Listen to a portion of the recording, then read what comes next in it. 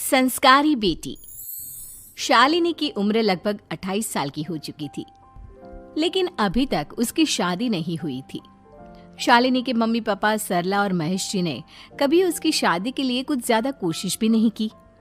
शाली मन ही मन चाहती थी कि दूसरी सहेलियों की तरह उसका भी घर बस जाए, लेकिन वो अपने मम्मी पापा से ये बात कहती भी तो कैसे कहती। माँ जानती है, मेरी सहेली है ना शीतल, उससे बेटी हुई है, बड़ी प्यारी बच्ची है उसकी।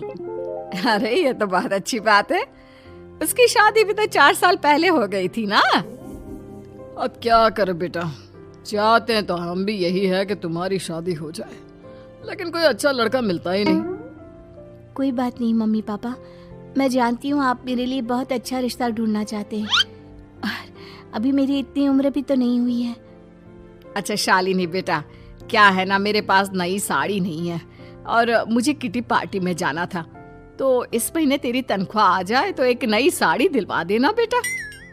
और बेटा मेरा मोबाइल भी थोड़ा पुराना हो गया है, 6 महीने से इसी को काम में ले रहा हूँ।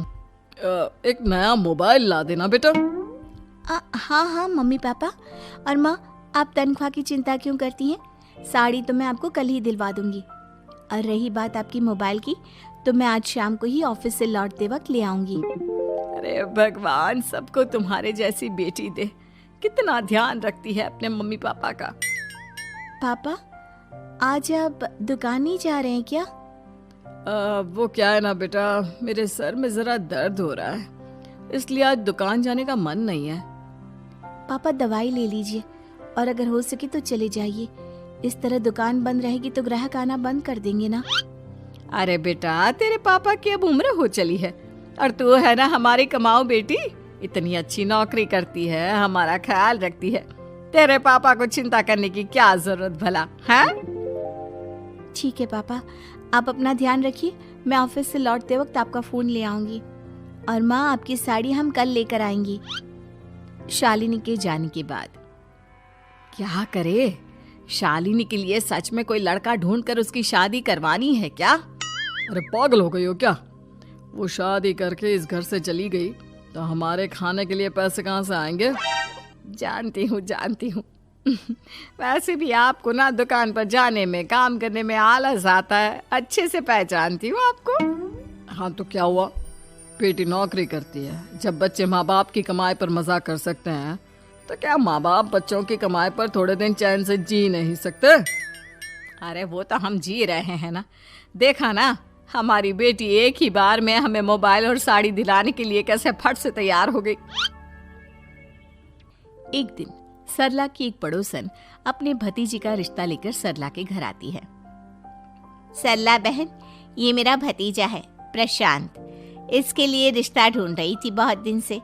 अचानक से तुम्हारी बेटी का ख्याल आया, इतनी सुंदर और अच्छी नौकरी वाली लड़की है, मुझे तो बहुत पसंद है। अरे तुम्हारे पसंद करने से क्या होता है, मेरी बेटी को भी तो तुम्हारा भतीजा पसंद आना चाहिए ना। हाँ, ऐसे थोड़ी ना कि तुम्हें हमारी लड़की पसंद आ गई और हमने रिश्ता कर दिया।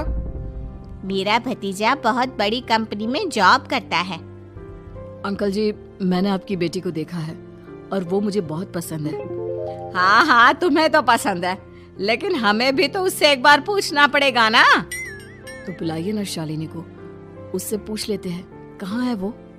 ऑफिस गई है और उसको आने में अभी देर लगेगी। लेकिन तभी शालिनी ऑफिस से आ गई। ये लीजिए, शालिनी भी आ गई, अब आमने सामने ही बात कर लेते हैं। आओ आओ शालिनी बेटा, इससे मिलो, मेरा भतीजा प्रशांत प्राइवेट कंपनी में अच्छी जॉब करता है। अब बेटा, तुम्हें ये लड़का पसंद है क्या?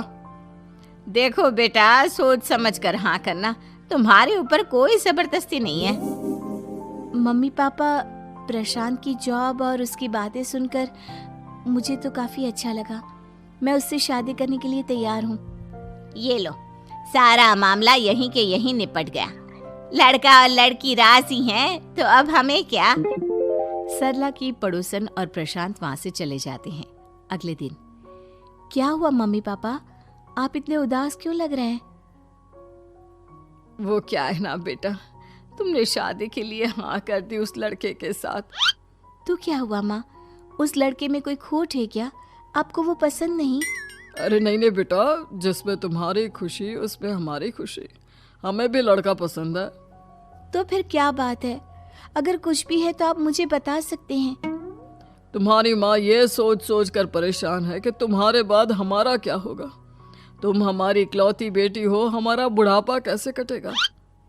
अब बेटा, हम अपने बारे में सोचकर तुम्हें जिंदगी भर शादी करने से रोक तो नहीं सकते ना।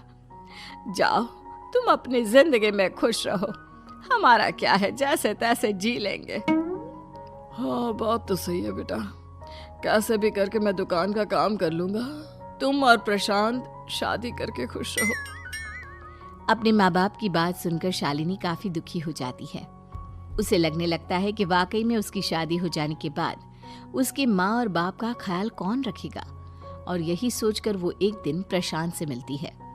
देखो प्रशांत, तुम मुझे बहुत पसंद हो, लेकिन मैं चाहकर भी तुमसे शादी नहीं कर सकती। अरे क्या हुआ शालिनी? क्या तुम मेरी किसी बात से परेशान हो? नहीं नहीं प्रशांत, मैं अपने माँ बाप की इकलौती संतान हूँ। अगर मैं भी शादी करके घर से चली गई तो उनका ख्याल कौन रखेगा, उनका खर्चा कौन उठाएगा। तो क्या तुम सारी जिंदगी शादी नहीं करोगी? शायद नहीं प्रशांत, और अगर अपने माँ बाप के लिए ये भी करना पड़े तो इसमें गलत क्या है। प्रशांत की सारी बात जाकर सरला की पड़ोसन यानी कि अपनी बुआ को बता देता है। ये सरला तो बड़ी चालाक निकली। प्रशांत, वो अपनी बेटी के साथ खेल खेल रही है। कैसा खेल? आप क्या कहना चाहती हैं? अरे शालिनी बहुत सीधी और संस्कारी लड़की है, लेकिन ये सरला और महेश एक नंबर के चालाक। बुआ जी, आपकी बात सही है, लेकिन अपनी बेटी के साथ भला कोई क्यों चालाकी करेगा? वो तो मैं तुझे कल बताऊंगी। तो कल सुबह मेरे साथ शालिनी के घर चलना। और फिर अगले दिन। क्या हुआ सरला बहन, तुम्हारी बेटी ने तो शादी के लिए मना कर दिया।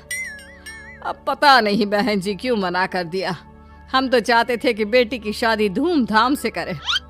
हमारी तो बहुत इच्छा थी कि शालिनी की शादी प्रशांत के साथ हो जाए, लेकिन अब क्या करें, वही नहीं चाहती। आंटी जी, शादी के बाद मुझे अपने माँ बाप की बहुत चिंता रहेगी। उनका ख्याल कौन रखेगा, और इसलिए मैं प्रशांत तो क्या, किसी से भी शादी नहीं करना चाहती। अंधी हो गई हो क्या माँ बाप के प्यार में? पहले जरा अपने माँ बाप से सच तो पूछ लो। कैसा सच? यही सच शालिनी, कि ये तुम्हारे सगे माँ बाप नहीं है और तुम इनके लिए सिर्फ पैसे कमाने का एक जरिया हो। अरे अरे, ये तुम क्या कह रही हो? सच ही तो कह रही हूँ भाई साहब। अब सीधे सीधे अपनी बेटी को अपनी सच्चाई बताओगे या फिर मैं कोई दूसरा तरीका निकालूं? हमें माफ कर दो शालिनी। वो क्या है ना, हमारी कोई औलाद नहीं थी और जब तुम छोटी थी तो हमने तुम्हें गोद ले लिया था। तो इस नाते तो मैं आपकी बेटी ही हुई ना।